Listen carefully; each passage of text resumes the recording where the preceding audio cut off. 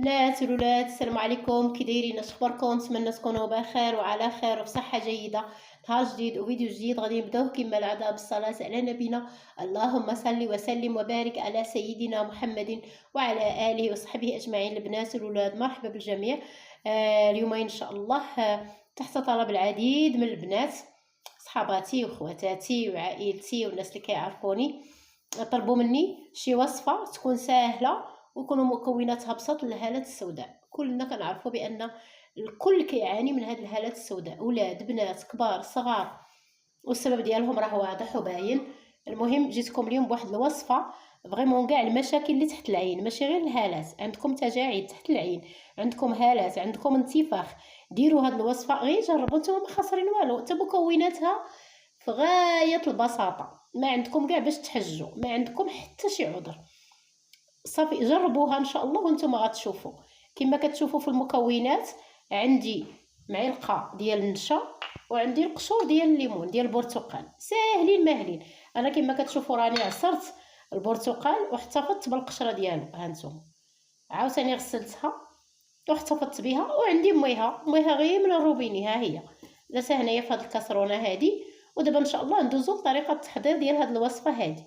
اول مرحله غادي ناخذ كاسرول كما كتشوفوا، وغادي ناخذ النشا مازال ماشي دابا، حتى المرحله الثانيه غادي ناخذ هذا الكاسرول فيها الماء، وغادي نحاولوا نقطعوا هاد القشور ديال الليمون هادو، هانتوما بسم الله غادي نحاولوا نقطعوهم وغادي نطبخوهم في هذا الماء هذا، باش هكا تكون عندنا فيتامين سي. وانتم عارفين الفوائد ديال لا فيتامين سي بالنسبه للبشره ديالنا. جربوا كما قلت، غير جربوا، راه كلشي كيعاني من هذا المشكل، كلشي كيعاني. تيعياو الناس ما يديروا في لونتيسيرن، تيديروا ان كوريكتور تحت العين، ولكن هذا راه ماشي حل.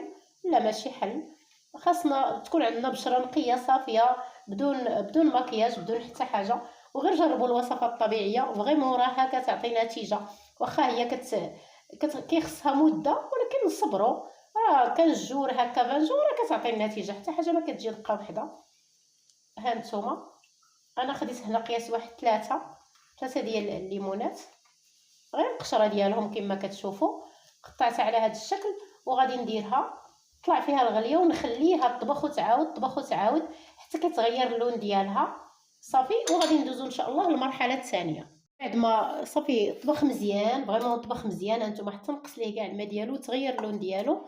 دابا ان شاء الله غادي نحاولوا نصفيو هاد القشور هادو، نحيدو النشا، غادي نحاولوا نصفيو هاد القشور هادو نحيدوهم، باش غادي نستعملو غير الماء بوحدو اللي غنستعملوه. صافي غادي نحاول نحيد هكا القشور كما قلت، وغادي نستعملو غير الماء. جربوا البنات والولاد، جربوا حتى الولاد، راه كنعطيكم وصفات في غايه السهوله والروعه، ساهلين ماهلين وحتى مكوناتهم بساط والنتيجه روعه. غير جربوا وحكموا. ها نتوما شوفوا الماء، نحاول نوريكم، راه تبدل ليه اللون ديالو، شفتوا؟ زعما راه الفوائد راه عظيمه جدا من هذا الماء. غادي نزيد انا ديجا راه زدت شويه، باش غادي نخلط هاد شويه النشا باش ملي نديرو هنايا باش ما هكا ما يتكلكعش ليا، ما يديرش ليا زعما ما يتكورش ليا. بسم الله صافي غنحركو مزيان. من بعد ما حركتو مزيان غنزيدو على الخليط.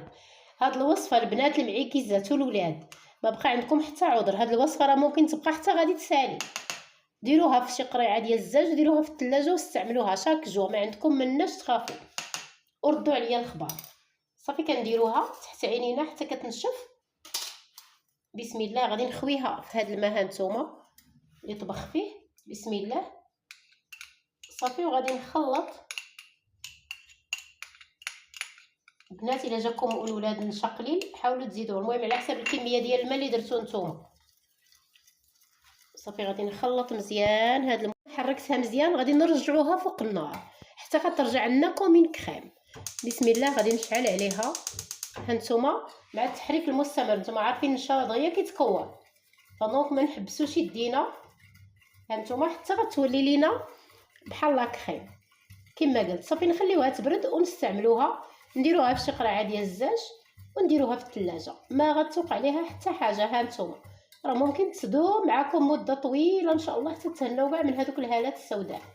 وكما قلت تجاعيد تحت العين، كاين انتفاخ، اي حاجه، المهم كاع العيوب اللي تحت العين ان شاء الله راه غادي تلقاو ليها الحل باذن الله. غير خصنا نحيدو العكز ونوضو ونوجدو هكا. الوصفات الطبيعيه ما تخافوا منها حتى من شي حاجه، الا ما نفعت ما غاديش تضر باذن الله.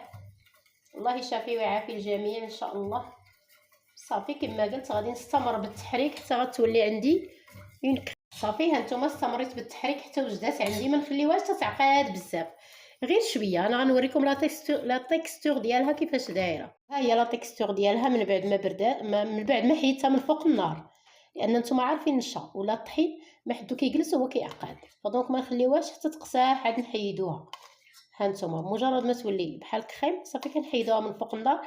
غنخليها حتى تبرد. انا ديجا موجده واحد البواطه ديال الزاج، ها هي باش كندير الوصفات ان شاء الله. غادي نخويها فيها وندوزو لطريقه الاستعمال ديالها. بعد ما بردات ليا صافي غنخويها كما قلت. انا عندي بواطه ها هي، غادي نخويها ان شاء الله هنايا بسم الله.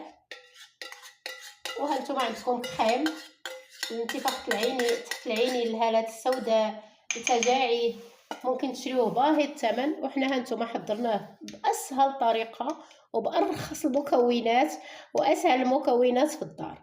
صافي طريقه الاستعمال غادي ناخذوا شويه كما كتشوفوا وغادي نطبقوه تحت عينينا على هذا الشكل هذا. فريمون راه اللمعان، الرطوبه، اي حاجه كتقلبوا عليها تحت العين كاع ان شاء الله العيوب اللي تحت العين ان شاء الله راه ما غاديش تبقى. هانتوما صافي كنطبقوها تحت عينينا على هذا الشكل، نخليوها حتى غادي تنشف، نغسلو صافي ونرطبو. واخا هذه راه ترطيب حتى هي، ولكن نزيدو نرطبو. نتوما عارفين الترطيب راه شي حاجه اساسيه. درتو ماسكات ولا ما درتوش الترطيب راه ليدغاطاسيون، راه هي البشره، راه هي لابو. اللي بغى بشره خاليه من جميع العيوب ليدغاطاسيون ديما نرطبو، ديما ديما ديما نرطبو ديما. صافي على هذا الشكل كما قلت نخليوها حتى غادي تنشف ان شاء الله، وغادي ندوزو نغسلوها ان شاء الله ونرطبو. هذه تستعملوها شاك جور كما قلت. ها هي غادي نغطيها وغادي نديرها في الثلاجه. وانا ما عنديش هالات سوداء، ما عنديش تحت عينيا، لانني ديما زعما مقابله وجهي مزيان الحمد لله. ها هي ديما انا هذه ديما كنستعملها، وراه ديجا حاطه لكم واحده اخرى ان شاء الله نحاول نقلب عليها في القناه ونحطها لكم في صندوق الوصف. وهكا يكون عندكم وصفات للهالات السوداء، الانتفاخ تحت العينين، التجاعيد، لاي حاجه، لاي عيب تحت العين. شفات ليا انا يدي غسلتها، غندوز دابا ان شاء الله نرطبها. كما قلت تهلاو في الترطيب البنات والولاد، لان الترطيب راه شي حاجه اساسيه. صافي غادي ندوز نرطب.